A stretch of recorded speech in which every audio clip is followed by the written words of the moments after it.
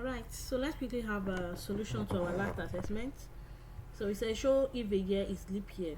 So the int initialize a variable year, declare a loop, then declare a conditional statement if year is this and all of that. So let's quickly check it out. So the first thing is to declare a variable. So we have initialized a variable here. Let year be 2000 because we are starting from 2000. Then while we're going to open a while loop and say while year less than 2050. So you should write it out. If year is less than 2050, then we are now giving it a conditional statement. So inside our while, we are giving it a conditional statement. If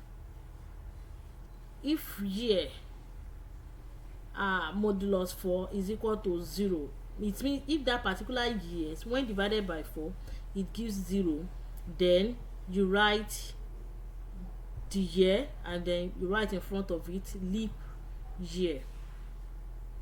Else, so if it doesn't meet up with this condition, else you should just write not a leap year. So you don't need to declare if year modulus 4 is not equal to 0. No, you don't need that.